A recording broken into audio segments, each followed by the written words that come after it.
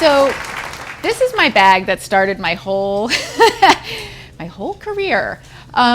It's called the Pinked Bag, and I had this idea for about a year before I ever busted a move on it. And I had a boyfriend at the time, and I worked in the film business, and he kept saying to me, I am so sick of you complaining about hating your job. You know, you mentioned that you had this idea for a product. Why don't you just get off your tush and go do it already? And he was an entrepreneur, and I was like, oh, no. You know, I don't know anything about making bags. And I really let the fear of not knowing overtake, you know, my passion for about a year, because you know, nobody teaching anyone anything. You know, the only kind of coaches they had back there were shrinks. It grew into this red felt bag, which I then later got into anthropology. And when I got into anthropology, for me, that was my big aha moment. And I quit my day job working in the movie business. I got this order for 800 bags. Okay, this was another disaster story. They all arrived in my office, and these bags had this fusing process to make I used pool table felt, and it's very high quality, but it's very thin.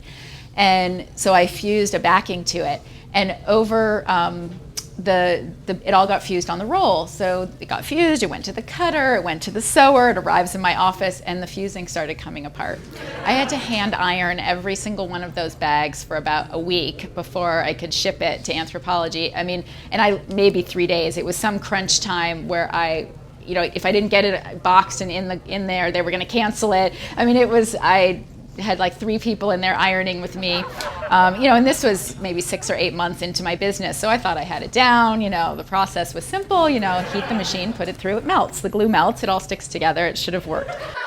So finding, you know, coming up with your idea can be such a powerful moment in your life, and taking the step to actually move forward with it is something to really be commended for, and really to pat yourself on the back for, because it's, you know, launching businesses, especially in the product world, it's hard. There's a lot of things that can go wrong, things you don't have control over. Like, for example, the fact that 9/11 happened in September, right at the beginning of fourth quarter, which I'm sure most of you have assessed at this point. That fourth quarter is usually the most financially productive quarter of the year for products, right? So, you know, and in my business, I did probably close to 50% of my revenue in fourth quarter. And when 9/11 hit, I mean, literally the orders all got canceled. You know, they'd placed all the orders in July for July deliveries, and all through September, everything stopped. You know, fourth quarter died. You know, no one was shopping online. It was it was like a week before I was supposed to come here for a trade show. You know, like literally the whole, you know, for me at that point, fashion was the only world that I even cared about. Like nothing else really mattered. So my whole world came crashing down. And literally I was sitting I had a staff of 5. We were sitting in the office twiddling our thumbs, not really knowing what to do. And I had investors, and I was very dependent on them at this point in my business. And I get a phone call that says, as of today, we're no longer funding you. And I was in the hallway. Went in the hall to take the call.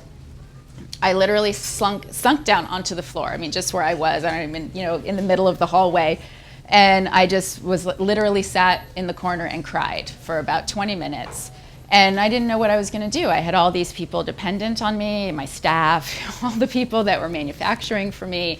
And I thought, all I could think of was, how am I going to take care of them? You know, for me, it was, you know, I thought, all right, I'm a survivor. Something good will come out of this eventually, you know, after, you know, 20 minutes of how am I going to pay my bills? I'm going to have to fire my staff right now. And I'm like practically dialing the phone and getting ready to fire people. And in the end, I closed my business 10 years ago this month, actually. And it was a very sombering experience for me. You know, coming out of everything that I learned, in 2006, I launched my second business, which is called Simply Sarah. I still have it today. I patented a closet organizer for handbags. And in the first 2 years, using everything that I learned from my mistakes, I did $500,000 in sales in my first 2 years, in 2006 and 2007. And so I want to teach you those techniques today, and there'll be things that you can walk away with today that you can apply to your business tomorrow morning or tonight if you're like me.